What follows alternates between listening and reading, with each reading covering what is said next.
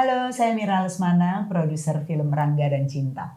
Saya Riri Riza, sutradara film Rangga dan Cinta. Saat ini kita lagi di The Chapter Tirto ID.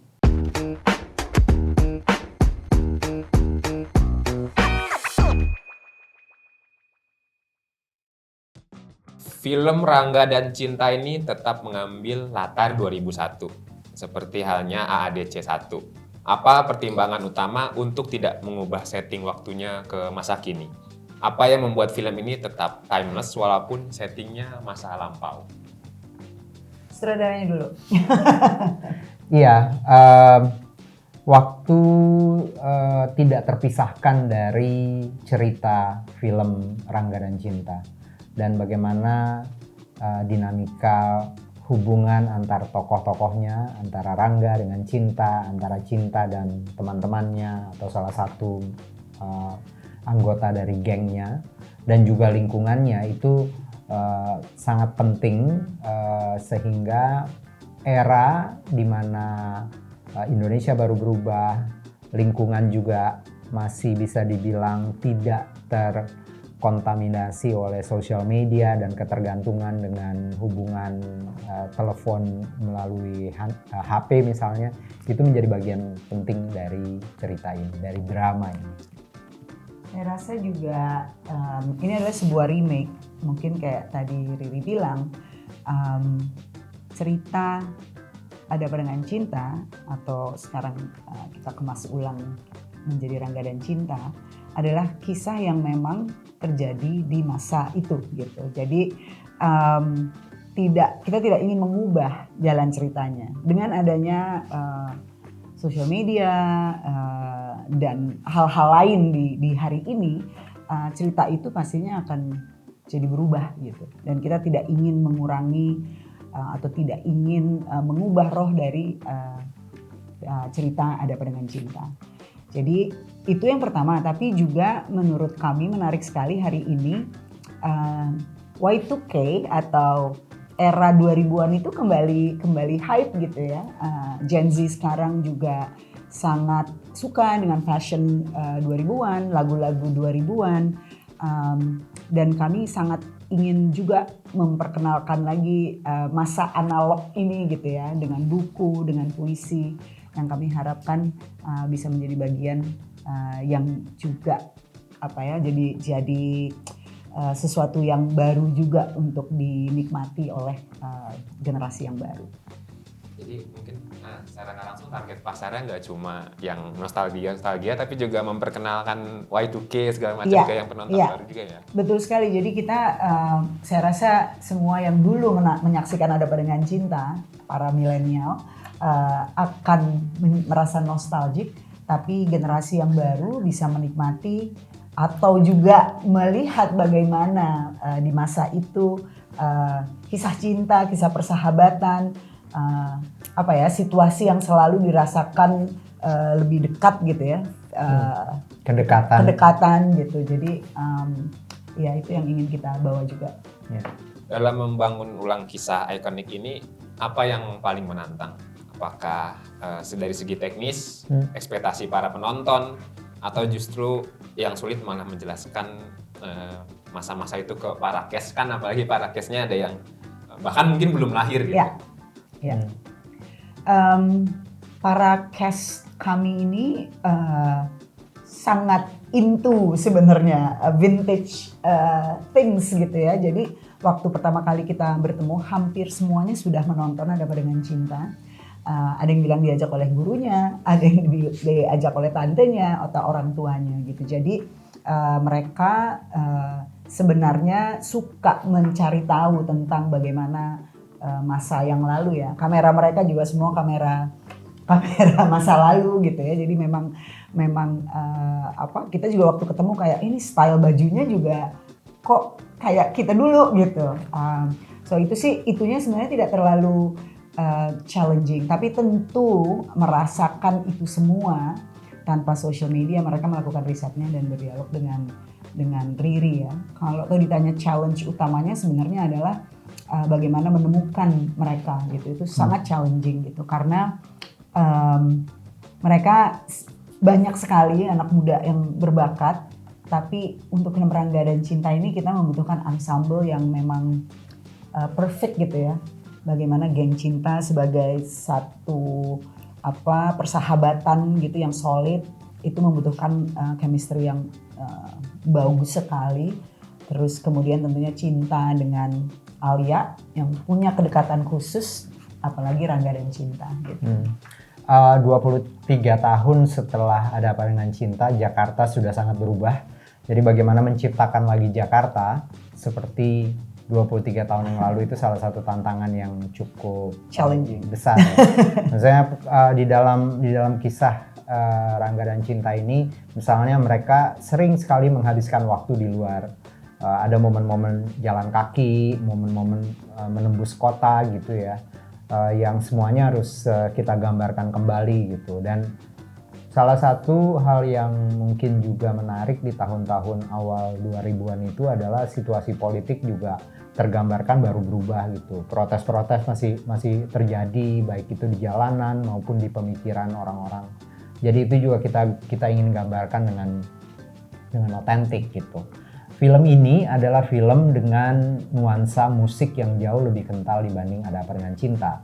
Sebuah film yang mungkin bisa digolongkan juga dalam genre seperti film-film musikal gitu, di mana banyak sekali persiapan yang diperlukan untuk pemain gitu. Jadi persiapan kami itu kurang lebih dari 4 bulan untuk mencoba membuat El Putra, Lea Prinsi dan teman-teman itu pelan-pelan memahami bagaimana sih mereka mengartikulasikan perasaannya melalui musik gitu, melalui lagu dan koreografi. Itu tantangan yang bagi saya lumayan khusus gitu.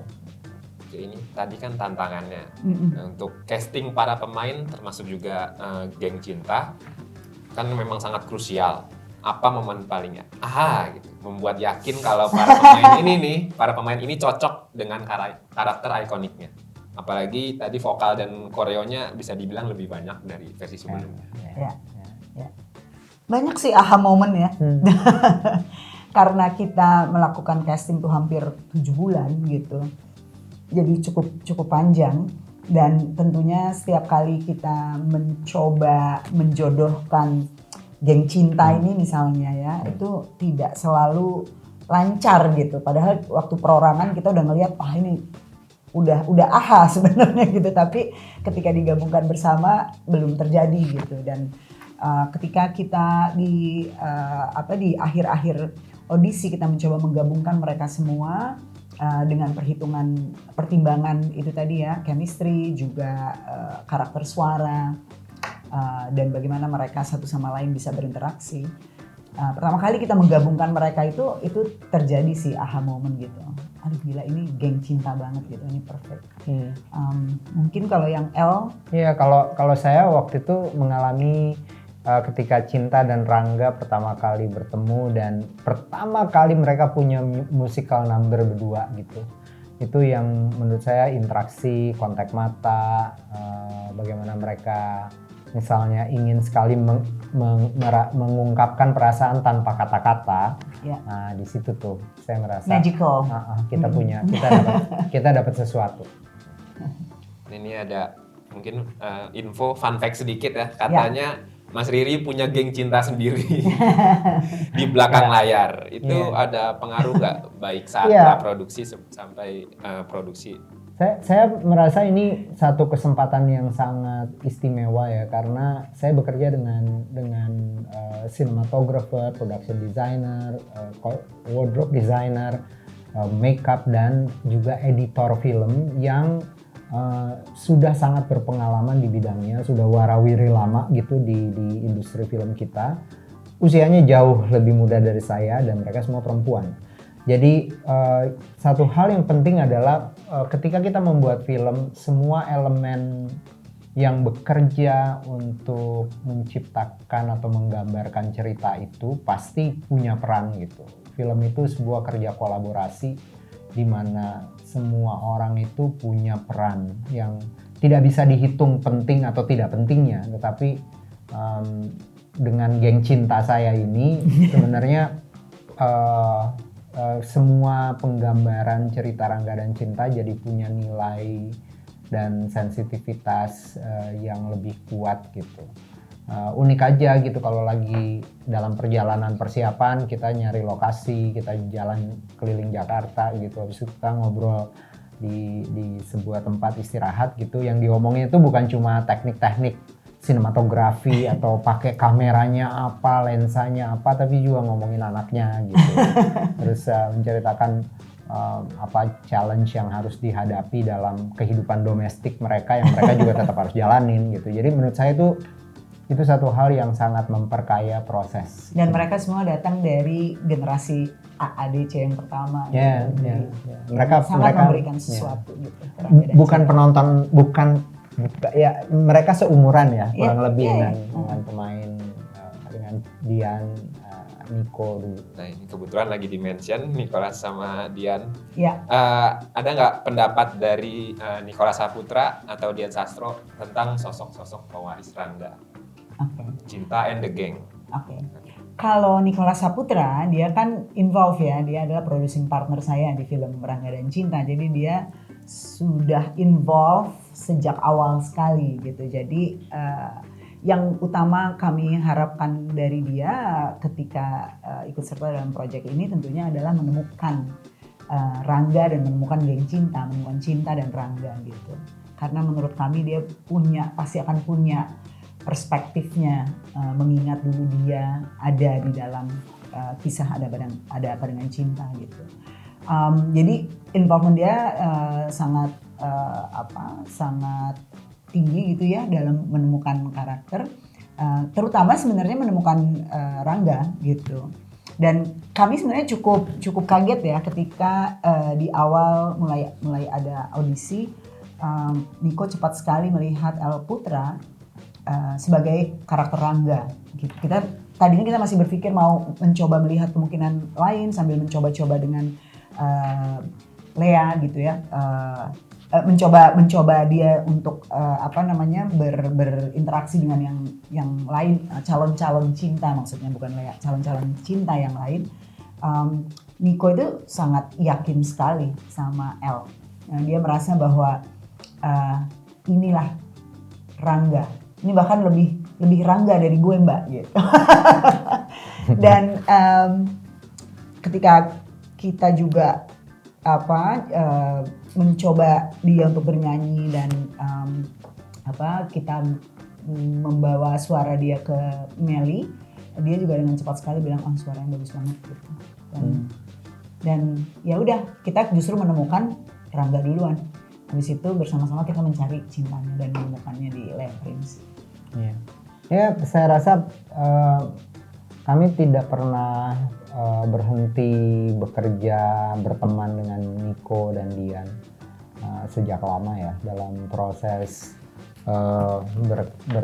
berkarir di film sudah lebih dari 25 tahun gitu. Dan pertama kali ketemu mereka di Ada Apa Dengan Cinta, banyak sekali gitu lintasan kolaborasinya gitu. Jadi kontak dengan Nico dan Dian itu sudah sangat kuat, dan karenanya ketika film ini mau dibuat, Nico on board gitu, itu adalah sebuah proses yang sangat membantu bagaimana ini semua kemudian. Dan nggak cuma Dian ya, nggak cuma Dian, semua dari geng cinta OG, Dian, Titi, Sisi, dan Asti.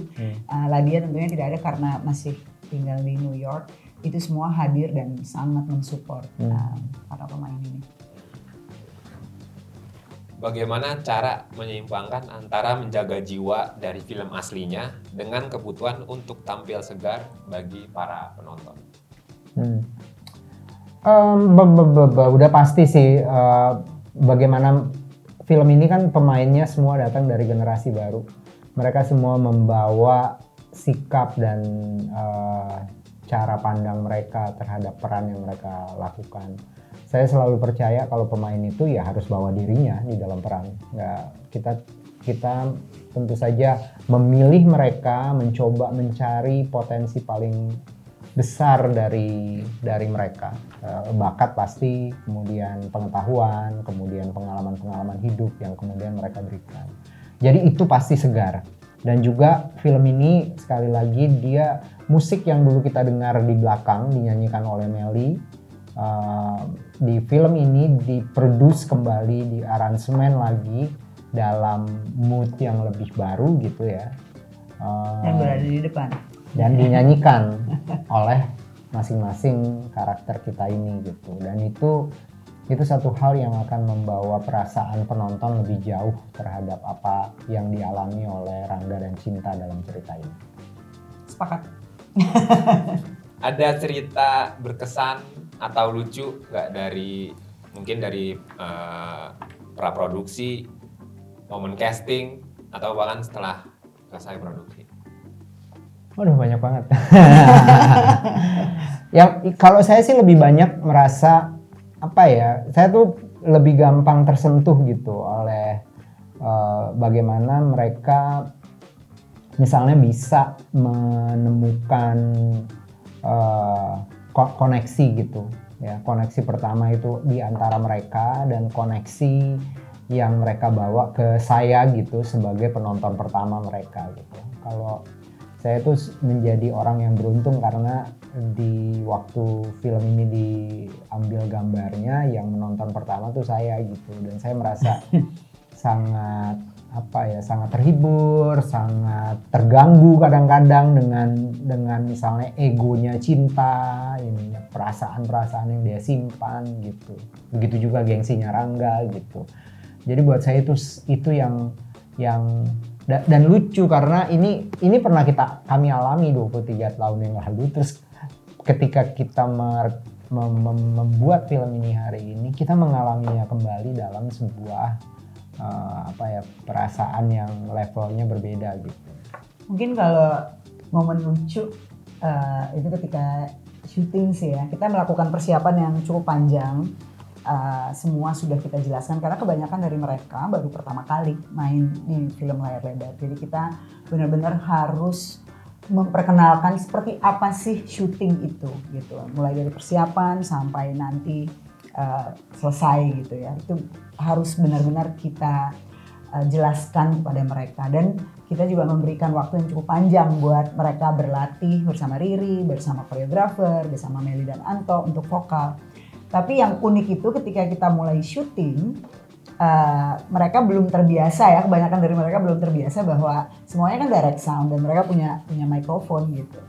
Kadang-kadang mereka lupa, jadi mereka suka ngobrol sendiri dan yang diomongin itu lucu banget sih. Kita kayak aduh, mereka nggak tahu nih kita semua dengerin masih pakai headphone.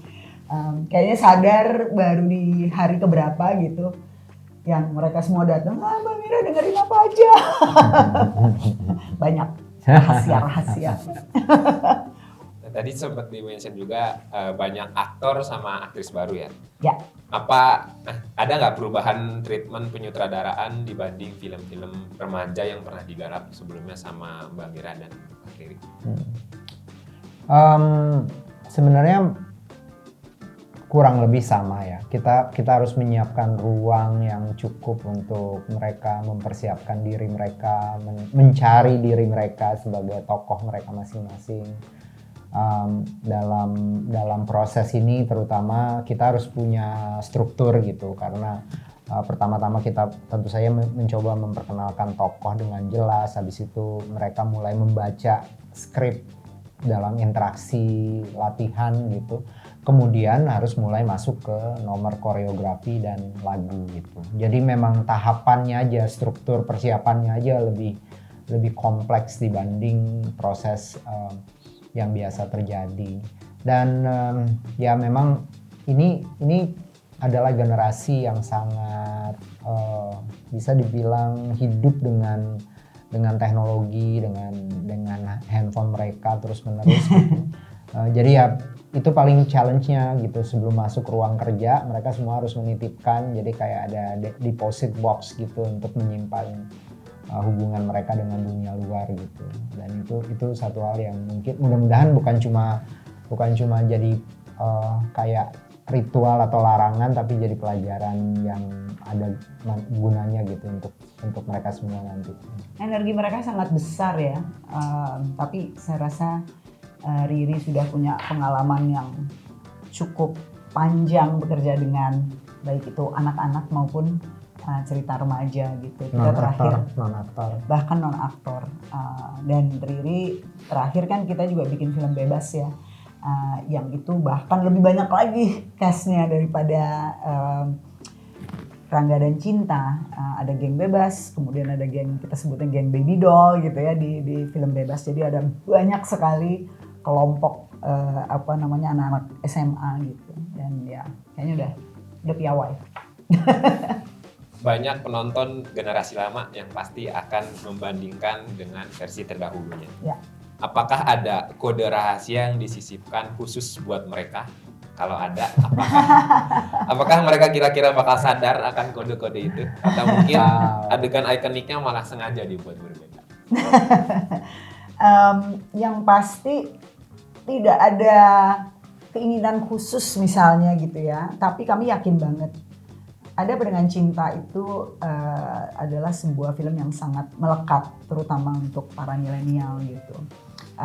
Jadi kami yakin tentunya mereka masih kenal betul gitu dengan ceritanya, dengan tokoh-tokohnya.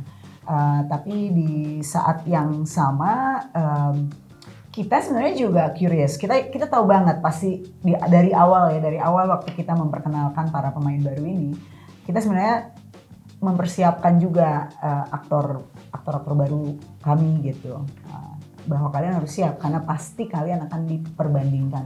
Mungkin di titik awal yang diperbandingkan adalah secara fisik gitu ya, belum sepenuhnya apa yang bisa mereka berikan utuh di dalam film Rangga dan Cinta. Kemudian di trailer juga baru sedikit-sedikit, dan ada dialog yang sama, ada dialog yang beda gitu. Jadi itu sebenarnya udah kita kasih sedikit hint sih, bahwa ada beberapa dialog yang akan sama, tapi ada juga mungkin yang akan berubah atau hilang gitu. Kita sih excited ya untuk melihat bagaimana terutama generasi milenial atau mereka yang dulu menyaksikan Ada Apa Dengan Cinta untuk melihat film Rangga dan Cinta. Tapi so far sebenarnya kita udah melakukan beberapa private screening, dan responnya sih menyenangkan sekali. Kebanyakan nangis. Padahal filmnya nggak sedih. Kan sedih ya? Mas Riri ada mau nambahin? Iya, kalau kayak yang khusus gitu, seperti Mira bilang, pasti cerita ini aja udah menjadi milik sebuah generasi gitu. Jadi sebenarnya kami yakin sekali itu tidak akan bisa terlepaskan gitu. Ya tinggal bikin siapin aja di grup mau nonton bareng siapa. Pasti ada bagian-bagian yang penonton ADC yang fanatik pasti akan menemukan sesuatu yang mungkin penonton baru tidak akan mengerti, tapi mereka itu milik gua gitu. Mungkin itu pasti akan kerasa gitu,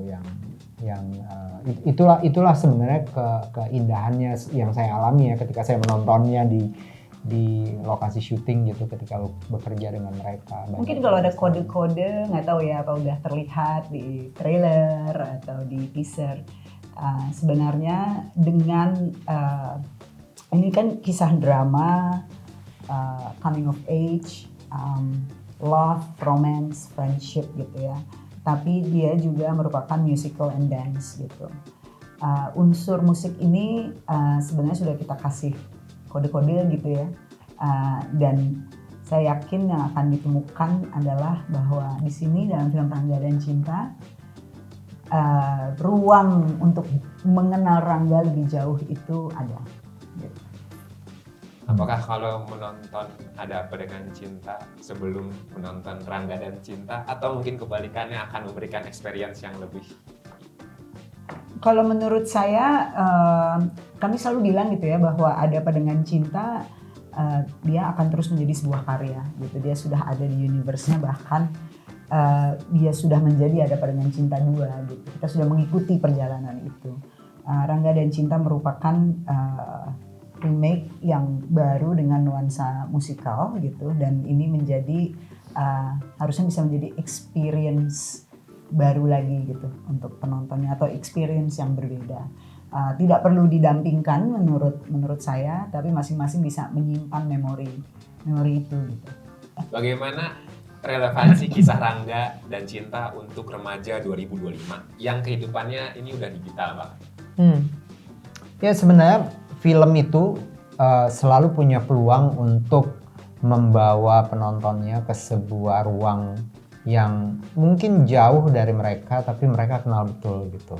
Cerita Ada Apa Dengan Cinta kenapa masih bisa ditonton terus sampai dari waktu ke waktu atau selalu relevan dari waktu ke waktu, karena core-nya itu sebenarnya adalah di dalam kisah hubungan remaja, anak-anak muda, dan challenge yang mereka hadapi baik di lingkungan mereka sendiri maupun misalnya di dalam lingkungan keluarga, di dalam lingkungan sosial yang lebih luas gitu. Itu milik mereka.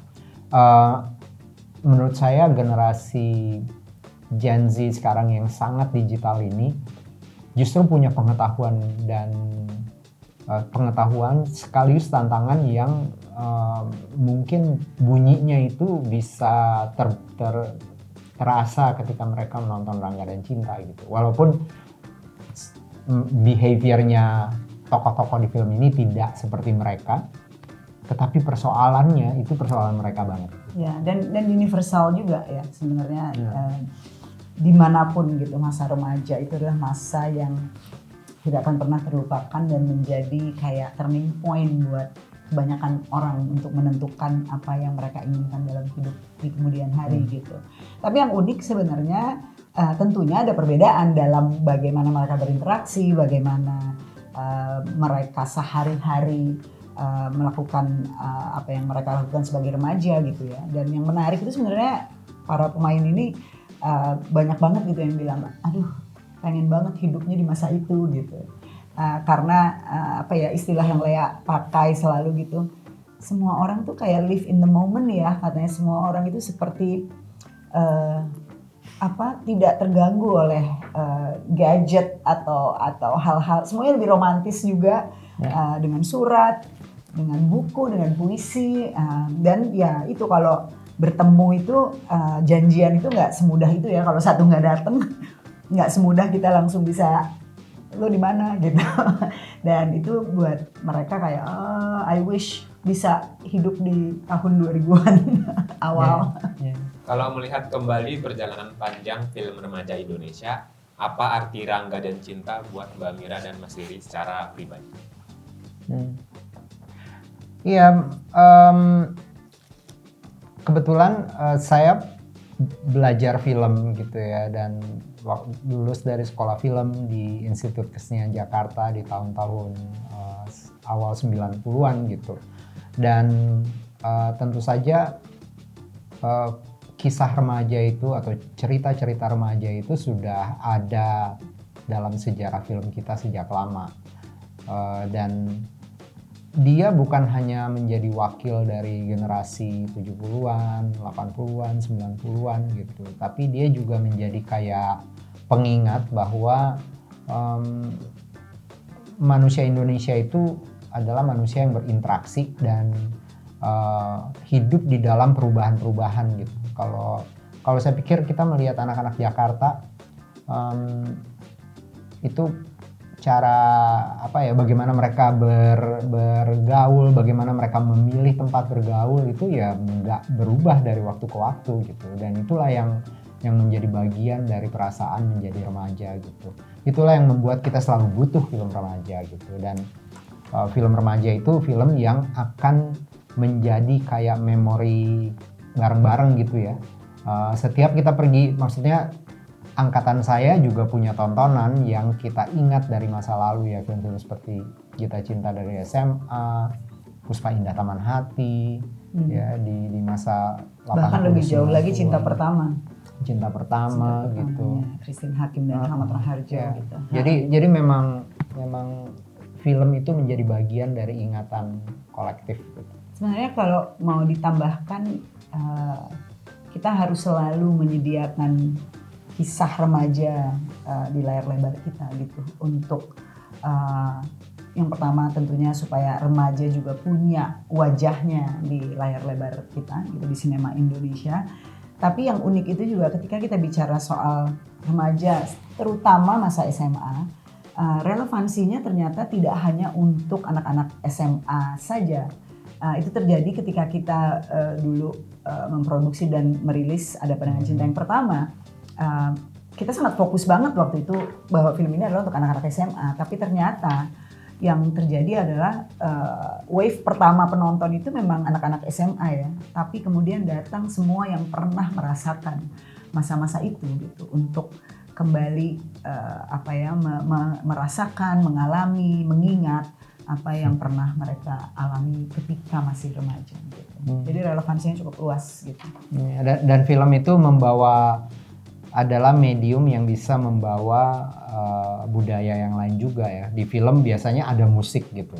Di film ya ada film juga, ada penggambaran tentang dunia film di sebuah waktu gitu, atau kecenderungan tren-tren yang lain gitu. Dan itu bagian yang penting buat penonton film gitu, dan bagian penting dari kisah-kisah remaja di dalam film. Sebagai produser dan sutradara, apa pesan yang sebenarnya ingin disampaikan melalui film Rangga dan Cinta? Pesan-pesan bahwa dunia kita ini di masa kita hidup ini terus berputar dan berubah ya.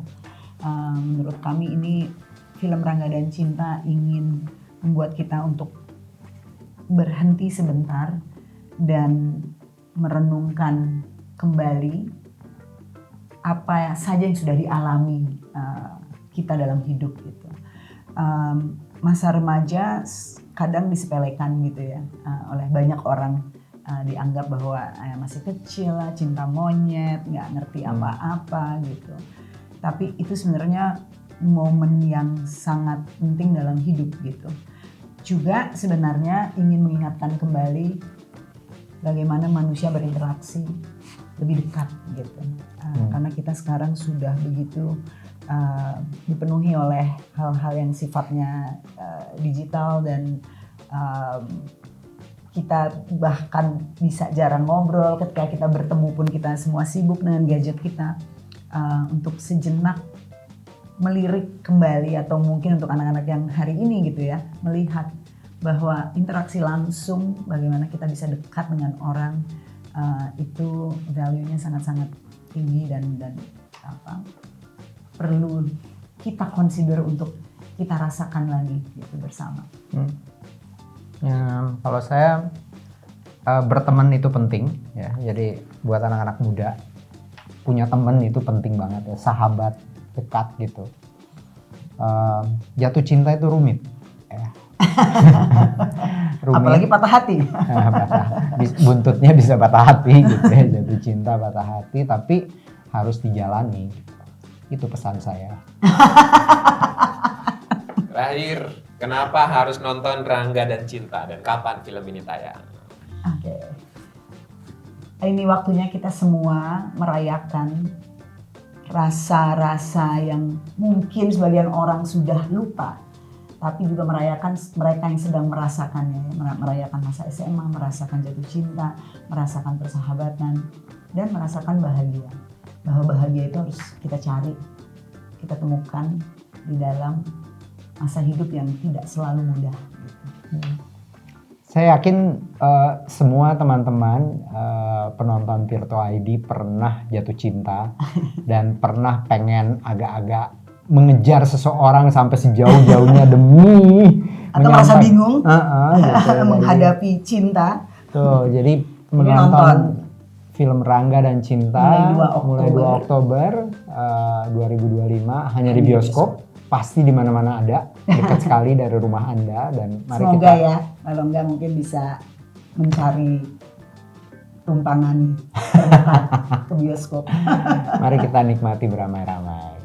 Oke.